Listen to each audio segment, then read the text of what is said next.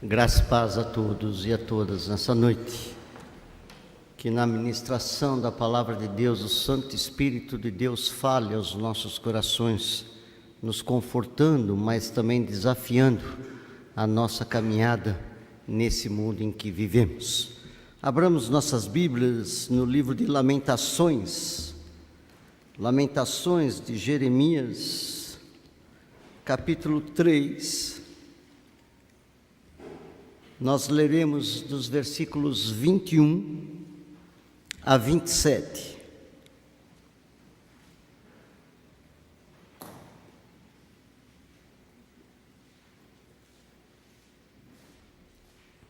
Lamentações, capítulo 3, versículos 21 a 27.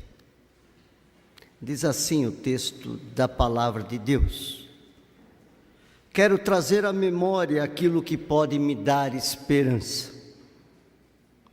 As misericórdias do Senhor são a causa de não sermos consumidos, porque as suas misericórdias não têm fim. Renovam-se a cada manhã. Grande é a tua fidelidade. A minha porção é o Senhor, assim diz a minha alma. Portanto esperarei nele. Bom é o Senhor para aqueles que esperam por Ele, para a alma que o busca. Bom é aguardar a salvação do Senhor, e isso em silêncio. Bom é para o homem suportar o jugo na sua mocidade. Texto de Lamentações, capítulo 3, versículos 21 a 27. Curve a sua fronte agora, peça que Deus fale ao seu coração, peça que Deus lhe mostre o seu querer, a sua vontade. Se coloque diante dele.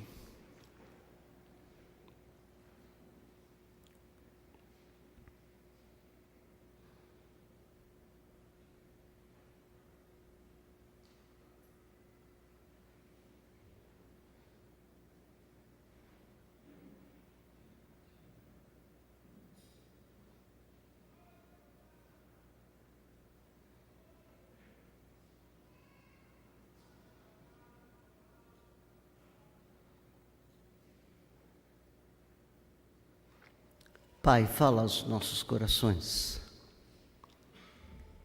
através da Tua Palavra e pela ação do Teu Santo Espírito, em nome de Jesus. Amém. Hoje em dia, a maioria das pessoas se sentem desanimadas, se sentem angustiadas, se sentem preocupadas com a situação em que o mundo vive. A cada dia, a cada momento, a cada hora, nós vemos e observamos através dos noticiários da TV, através dos jornais, as crises e mais crises que abatem as pessoas, os moradores desse planeta. Observamos pessoas que não têm nada para comer ou beber. Observamos pessoas que não têm moradia, são pessoas sem teto, sem onde morar.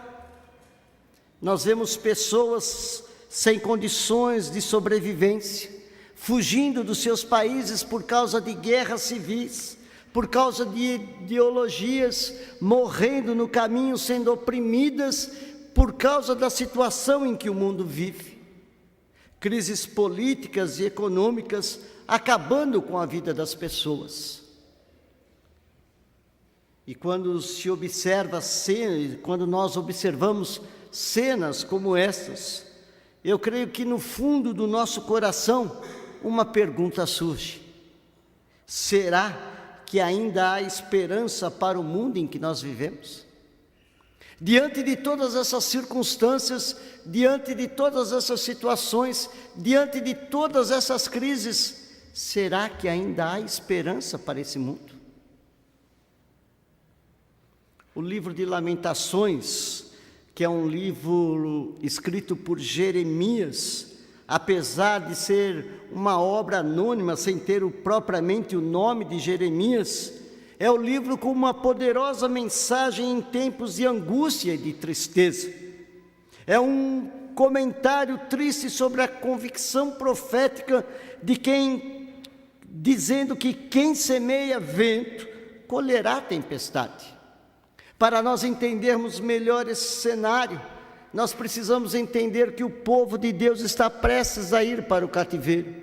O povo de Deus havia se afastado da vontade de Deus, havia deixado a sua aliança para com Deus, e por causa disso a mão de Deus pesaria sobre o povo. O povo seria feito cativo, o povo seria subjugado, o povo começaria a passar por situações e crises diversas, e tudo porque eles haviam abandonado a vontade de Deus. E diante dessas circunstâncias, o povo começa a se lamentar, o povo começa a criticar a Deus, e Deus, através do seu profeta Jeremias, começa a trazer palavras não de ânimo, mas de pressão sobre o povo, dizendo: vocês precisam se arrepender, vocês precisam voltar-se para Deus, vocês precisam buscar conhecer a vontade de Deus, vocês precisam rever os seus conceitos. Mas o povo não ouve, muito pelo contrário, criticam o profeta, criticam a Deus, dizendo que Deus não está tendo a visão correta sobre a vida deles, que eles não mereciam passar por aquilo que eles estavam passando. A expressão do autor mostra a sua inconsolável tristeza por causa da agonia e da angústia que tomava conta não só da cidade de Jerusalém, mas de todo o reino de Judá. Esse livro de Lamentações, ele é composto por 5 poemas, um em cada capítulo. E esses poemas, ou essas lamentações que nós encontramos em cada capítulo, nos mostra características do que estava acontecendo naquela época. Se vocês lerem o capítulo 1, vocês vão encontrar Jerusalém chorando por causa da sua destruição, clamando ao seu Deus para que ele lhe fizesse justiça. Aquilo que estava acontecendo não era justo. Como que um povo idólatra, como um povo que não tinha nenhum relacionamento com Deus, poderia subjugar eles que eram tão fiéis a Deus? No capítulo 2, nós encontramos que, em consequência dessa condenação divina, o lamento destaca que qualquer esperança para o futuro teria que ser baseada única e exclusivamente no arrependimento de toda a nação.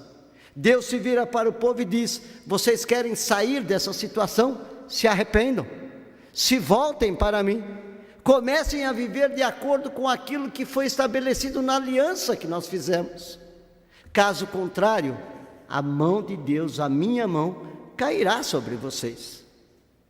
No capítulo 3 nós vemos uma exortação ao povo para esse arrependimento, para eles se voltarem para Deus, para eles confiarem na misericórdia dele, para que assim eles fossem restaurados e todos os seus inimigos fossem punidos. E por fim, no capítulo 5, eles vão ver a acusação. Nós teremos uma acusação aos sacerdotes, aos profetas que se vendiam por dinheiro, por causa da espiritualidade depravada da nação.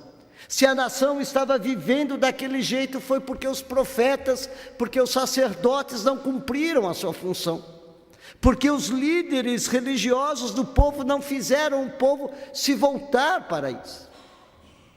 E por último, nós vamos ver uma oração para que o remanescente entristecido pudesse ter novamente paz e prosperidade. É um momento de crise. É um momento de pesar da mão de Deus sobre o povo. É um momento de separação. Deus dizendo: olha, vocês escolheram aquilo que vocês estão passando. Vocês estão passando por dificuldades porque vocês agiram desta maneira. Nós podemos observar que as aflições, os dissabores, as tristezas, as frustrações do autor e tudo o que estava acontecendo só se servia para se lamentar. Um lamentar pelo triste fim que o povo de Israel e Judá haviam chegado. A destruição e a opressão do inimigo havia caído sobre o povo, e a questão era única e exclusivamente esta: e agora, José? O que será de nós? E agora? O que acontecerá conosco? E Jeremias passa por essa situação, ele sente também na sua pele todo esse sentimento de desprezo que o povo tem por ele, próprio por ele representar Deus. Nós vemos claramente que o povo não ouve a voz de Deus. E Jeremias se lamenta, Jeremias se prostra diante de Deus. Jeremias começa a se colocar nessas circunstâncias diante de Deus, se lamentando, como o próprio livro diz, são lamentações, dizendo: Senhor, e agora, o que será de nós? O que acontecerá com o seu povo? O que acontecerá com a nação de Jerusalém, de Judá? E Deus vira para ele e diz: tudo compete a mim. Apenas crê. E Jeremias então começa a parar de se lamentar. Ele começa a pensar nas circunstâncias, chegando à conclusão que a única solução que ele tinha então era se entregar nas mãos de Deus, era trazer à sua memória somente aquilo que poderia dar sentido para a sua vida. Ele começa a pensar a respeito de todo o seu relacionamento com Deus, a despeito de todos os problemas que ele havia passado, a despeito de todas as dificuldades que ele havia vivido, apesar dele ter sido jogado num poço, apesar dele ter sido preso, apesar dele ter sido desprezado pelo povo, Jeremias chega à conclusão de que não adianta se lamentar, de que não adianta ficar se lamentando, choramingando e colocando a culpa em Deus ou em quem quer que seja. Jeremias chega à conclusão de que ele precisa trazer à sua mente, trazer à sua memória somente aquilo que pode dar esperança. Ele vai dizer: eu quero trazer à memória aquilo que pode me dar esperança. Eu quero trazer à minha mente, à minha memória, somente aquilo que pode me dar esperança. Eu creio que isso também acontece nos nossos dias, em nossas vidas. Muitas vezes a situação que nós nos encontramos e que o mundo em que nós vivemos se encontra e que nós vivemos é uma situação totalmente desesperançosa. O mal vence o bem. Nós vivemos num mundo onde o corrupto prevalece sobre o justo. Nós vivemos num mundo onde a lei de se levar vantagem prevalece em todas as áreas.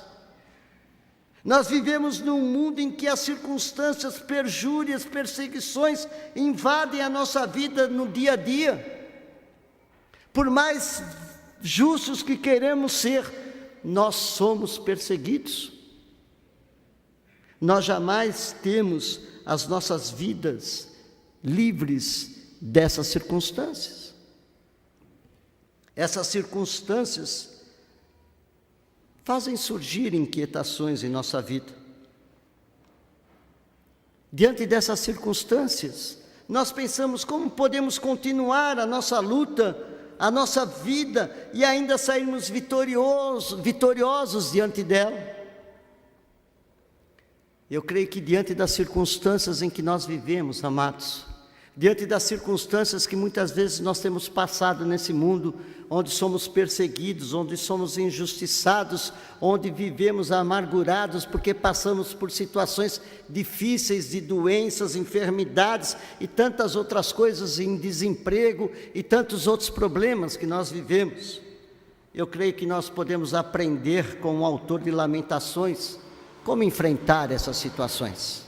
Nós podemos aprender com Jeremias como enfrentar esses momentos. E é por isso que nós gostaríamos de conversar com os irmãos sobre o que trazer à nossa mente, no nosso coração, para que haja esperança diante de toda essa situação em que nós possamos viver. E a primeira coisa que o profeta vai nos ensinar, a primeira coisa que ele traz à mente diante de toda essa situação em que ele vive, ele vai dizer: eu quero trazer à mente somente aquilo que pode me dar esperança. E a primeira coisa que ele vai lembrar que pode dar esperança à sua vida é que as misericórdias do Senhor se renovam a cada manhã. Será que nós lembramos dessas coisas? Será que a cada manhã que nós levantamos, será que a cada manhã que nós colocamos os nossos pés no chão, que nós acordamos, nós lembramos, como diz o versículo 23, as misericórdias do Senhor são a causa de nós não sermos consumidos, porque elas se renovam a cada manhã. Sabe por que nós não morremos? Sabe por que nós não somos abatidos? Porque a cada manhã, a cada momento que colocamos os nossos pés no chão, as misericórdias do Senhor se renovam em nossa vida. Misericórdia aqui tem a tradução da palavra hebraica Hesed, que tem o sentido básico de uma lealdade ou de uma devoção, e ela está particularmente ligada em relação à aliança de Deus como seu autor. O que isso quer dizer? Que as misericórdias do Senhor são a causa de nós não sermos consumidos, porque elas estão intimamente ligadas com Deus, através de Deus, na aliança que Ele fez com o seu povo. Podemos passar por lutas, podemos passar por dificuldades, podemos passar por situações das mais adversas, mas nós jamais seremos consumidos, porque as misericórdias do Senhor, elas se renovam a cada manhã. A lealdade de Deus, a lealdade à aliança estabelecida com Israel, é que faz com que Deus cumpra a sua palavra. É aqui que vemos o autor afirmar que Deus é a figura central do drama da história e não o homem. Parte de Deus a ilimitação da sua misericórdia, parte de Deus a conservação constante desses valores espirituais supremos e a sua renovação a cada manhã. E é interessante que as misericórdias de Deus, sendo a causa de nós não sermos consumidos e se renovando a cada manhã, elas acontecem por causa da benignidade de Deus para conosco. O Senhor jamais acaba, a benignidade do Senhor jamais termina. É aí que nós podemos observar que, já que Deus é a porção de Judá, qualquer esperança de restauração tem que estar fundamentada única e exclusivamente nele, teria que estar. E é isso que eles descobrem: esperar na vontade de Deus e nas suas misericórdias. Era tão importante na antiga aliança, como é hoje, de nós esperarmos em Deus, de nós crermos que nós estamos aqui, que nós vivemos, que nós caminhamos, porque as misericórdias de Deus, a aliança de Deus estabelecida antigamente, se faz presente também hoje. O cristão tem uma esperança viva, porque ele confia em um Deus vivo. O cristão tem uma esperança viva, porque ele confia num Deus vivo, num Deus que não é feito por homens, num Deus que não é oco, num Deus que é criação humana, mas é um Deus vivo, cujas promessas são tão garantidas quanto os seus juízos são. Essa lealdade de Deus não nos permite que tenhamos qualquer dúvida em relação a Ele. Ele é o Senhor da situação, e a sua busca e a busca da sua vontade e a confiança na sua ação deve ser algo presente em nossas vidas. O que esse texto ou esse versículo tem a ver com nós nos dias de hoje? A primeira coisa que nós precisamos entender, que nós precisamos trazer à nossa mente, é que a lealdade de Deus, através da sua aliança para conosco, é algo que não tem fim. As misericórdias do Senhor não têm fim. As misericórdias do Senhor não têm fim, por causa da lealdade de Deus para conosco. A cada manhã do nosso viver, nós podemos e devemos ter essa certeza, de que a sua benignidade, a sua bondade estará sempre conosco. E isso precisa ser algo presente em nossas mentes. Devemos sempre recordar isso a cada momento do nosso viver. É essa misericórdia de Deus que se faz presente quando Ele limpa o nosso interior e o nosso exterior, como Ele fez com o leproso, ou como Ele fez com o cego na vida de Paulo. As misericórdias de Deus, o seu amor se faz presente quando Ele toca nos nossos olhos para que vejamos e nos cure de todo e qualquer problema que nós tenhamos, como Ele fez com o cego Bartimeu, como Ele fez com o paralítico jovem, quando Ele se torna o único Senhor, o único pastor, o único caminho, a única verdade, a única vida em quem nós podemos alicerçar todo o nosso ser. É isso que nós devemos trazer à nossa mente, que as misericórdias do Senhor são a causa de nós não sermos consumidos. Elas se renovam a cada manhã, porque grande é a sua fidelidade. Será que quando você está passando por problemas, por dificuldades, por lutas, quando as coisas parecem não ter mais sentido para a sua vida, quando você não vê mais uma luz no fundo do túnel, será que você traz à sua mente que as misericórdias do Senhor estão sempre contigo e se renovam a cada manhã? Você se lembra da fidelidade de Deus para com você, ainda que você não seja fiel a Ele? Jeremias resolve trazer isso à sua mente. Jeremias, diante de todas as suas circunstâncias, ele resolve trazer à sua mente aquilo que pode dar esperança a ele. E a primeira coisa é confiar nas misericórdias de Deus, na fidelidade de Deus para com ele. A segunda coisa está no versículo 24. A fidelidade do Senhor. Versículo 23, a fidelidade do Senhor, como o próprio texto diz, é grande. Essa fidelidade se manifesta quando da sua constante presença no meio do seu povo, cumprindo cabalmente tudo aquilo dito por Ele. Quando nós vemos a história do Velho Testamento, quando nós vemos a história do Novo Testamento, nós vemos a fidelidade de Deus. Nós vemos a fidelidade de Deus com Noé, nós vemos a fidelidade de Deus com Abraão, nós vemos a fidelidade de Deus com Isaac, Jacó, José, Moisés, Elias e tantos outros personagens da palavra de Deus. E tudo isso porque Ele fez uma aliança com esse povo. Deus não é homem para mentir, Deus não é filho de homem para se arrepender. Se Ele promete, Ele cumpre, diferentemente de nós.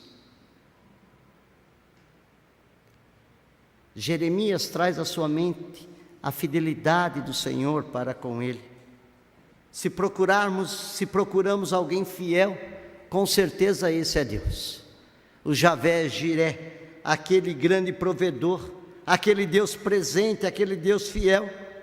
E o mais incrível e fundamental é que o próprio autor bíblico, que viveu essa experiência de fidelidade, vai afirmar que Deus não mente, que Deus cumpre cabalmente tudo aquilo que fala. E Jeremias sabia muito bem disso. É por isso que agora, nesse momento, nessa circunstância, ele só poderia lembrar da fidelidade de Deus. Que se eles estavam passando por tudo aquilo, se eles estavam sofrendo, se eles estavam sendo oprimidos, se eles estavam sendo levados para o cativeiro, Deus jamais os abandonaria. Ainda que diante da visão humana, ainda que diante da visão do homem, Deus pudesse ter-os abandonado, Jeremias sabia que Deus não os abandonaria. Talvez hoje, nas nossas vidas, no nosso viver, você também possa estar pensando isso.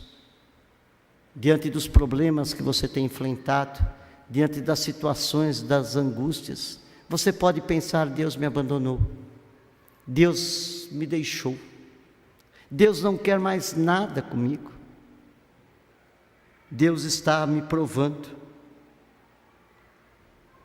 Mas nós precisamos crer, amados, que Deus é fiel. Que independente das circunstâncias e situações, a sua fidelidade dura para sempre. O seu amor dura para sempre. Que Ele é o único ser em quem nós podemos confiar. Não adianta nós queremos confiar em cavalos, não adianta nós queremos confiar em reinos, não adianta nós queremos confiar em poderes, não adianta nós queremos confiar em homens, não adianta nós queremos confiar em quem quer que seja humanamente falando.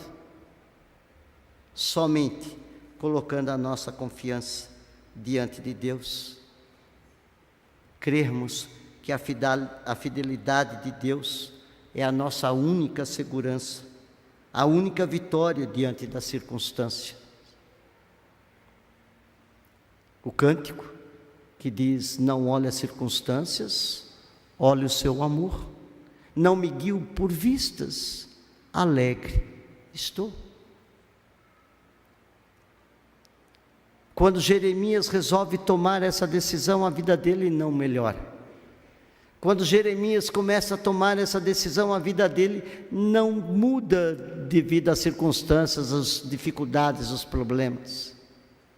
Ele continua a ser perseguido, ele continua sendo rejeitado pelo seu povo, ele continua sendo deixado de lado, mas mesmo assim, ele acredita que Deus é fiel a ele. E por último, Jeremias vai trazer à sua mente a bondade do Senhor. Dos versículos 25 a 27 nós encontramos: bom é o Senhor para aqueles que o esperam por Ele. Bom é aguardar a salvação do Senhor, e isso em silêncio. Bom é para o homem suportar o jugo na sua mocidade. 3 versículos que se iniciam com: bom é o Senhor. A bondade do Senhor, ela é infinita para conosco. E aqui nós poderíamos perguntar: quem faria algo de bom pelo seu inimigo? Quem faria algo de bom por alguém que só age em desacordo com aquilo que deve ser feito? Quem agiria bem ou faria alguma coisa para alguém que só lhe magoa? Só faz coisas que lhe desagradam. Contudo, nós observamos que Deus age assim. Ele não aceita e nem se relaciona com o pecado, mas Ele se compraz com o ser humano, ama a todos sem distinção, busca para o seu rebanho aqueles a quem ama. Ele veio para que os homens tivessem vida e vida em abundância. Ele veio para dar paz, Ele veio para dar sentido de vida, Ele veio para dar solução aos nossos problemas. Quando Jesus Cristo está caminhando no seu ministério, Ele diz: olha, lancem sobre mim as vossas cargas, lancem sobre mim as vossas ansiedades, lancem sobre mim todos os problemas de vocês, porque eu tenho cuidado de vós. Isto é bondade, isto é preocupação.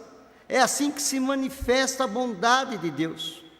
Quando para o homem não há mais soluções, Ele se apresenta como o único caminho, como a única verdade, como a única vida. Bondade a toda e qualquer prova.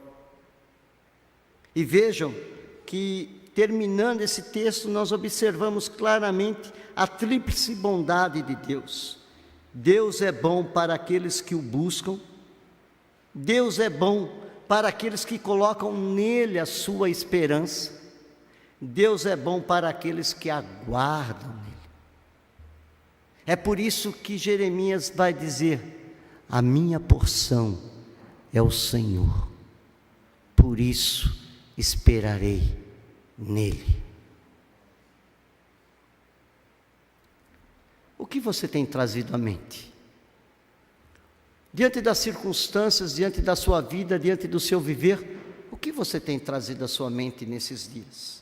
O que você tem dito para Deus diante das circunstâncias em que você está vivendo. Eu gostaria de encerrar a mensagem dessa noite lendo 2 textos com os irmãos. O primeiro se encontra aí mesmo, em Lamentações, capítulo 3, versículos 55 a 58. Diz assim o texto: da mais profunda cova, Senhor, eu invoquei o teu nome.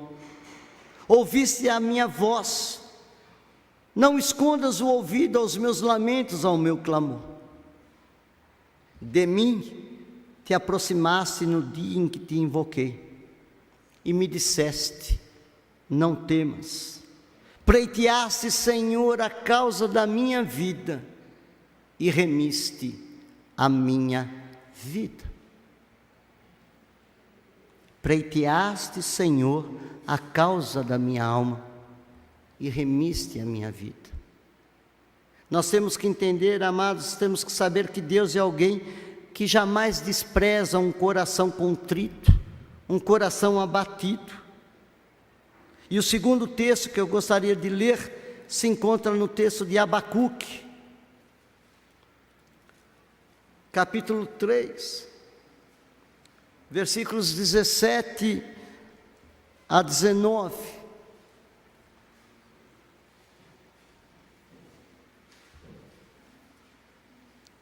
Que diz assim: ainda que a figueira não floresça, nem haja fruto na vide, ainda que o produto da oliveira minta e os campos não produzam mantimentos, e as ovelhas sejam arrebatadas do aprisco e nos currais não haja gado, ainda que tudo isso aconteça, todavia eu me alegro no Senhor, eu exulto no Deus da minha salvação, porque o Senhor é a minha fortaleza. Ele faz os meus pés como os da corça e me faz andar altaneiramente. O que nós temos trazido à nossa mente? A pergunta que temos que responder é que, diante de todas essas circunstâncias, o que temos trazido à nossa mente? Será que nós temos lembrado das misericórdias do Senhor? Será que nós temos nos lembrado da fidelidade do Senhor? Será que nós temos lembrado da bondade de Deus para conosco? Que nos momentos de angústia, que nos momentos de desespero, que nos momentos de abatimento, sempre nos lembremos de trazer à nossa mente de que a nossa porção é o Senhor. Por isso, esperarei nele. Curve a sua fronte agora. Converse com Deus. Talvez você esteja passando por lutas, por problemas, por dificuldades. Talvez você tenha se afastado de Deus e talvez esteja sentindo na sua vida um peso por desobedecer à vontade de Deus. Deus está dizendo para nós nessa noite: olha, traga à sua mente aquilo que pode lhe dar esperança. Não seja alguém desesperançado, não seja alguém que está totalmente desiludido das circunstâncias. Saiba que eu estou no controle. Lembre-se das minhas misericórdias, lembre-se da minha fidelidade, lembre-se da minha bondade. Converse com Deus agora e se coloque diante dele.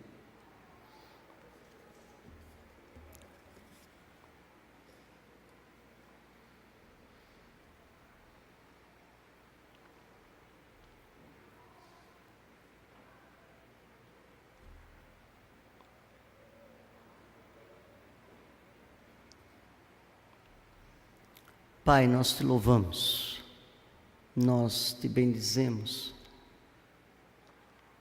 porque apesar das nossas falhas, apesar das nossas imperfeições, apesar dos nossos pecados, o Senhor tem cuidado de nós. Muitas vezes, ó Pai, nos sentimos totalmente desesperançados, angustiados, nos sentimos abatidos, ó Pai, diante das circunstâncias, diante das situações, onde nós nos vemos totalmente abandonados diante das circunstâncias. Muitas vezes nos sentimos vazios, solitários diante de Ti. Mas, ó Pai, desperta nos nossos corações a esperança de estarmos trazendo à nossa mente a Tua palavra, de estarmos trazendo à nossa mente, ó Pai, a esperança que o Senhor nos promete. Que nós nos lembremos das Tuas misericórdias, que nós nos lembremos da Tua fidelidade, que nós nos lembremos da Tua bondade para conosco, Pai. E como o profeta Abacuque disse, ainda que tudo isso esteja nos acontecendo, nós nos alegraremos no Senhor, porque o Senhor faz com que nós andemos como a corça, altaneiramente. Fortalece-nos, ó Pai. Nós precisamos de Ti. Nós precisamos da Tua graça e do Teu amor em nossas vidas. Nós queremos declarar isso em nome de Jesus. Amém.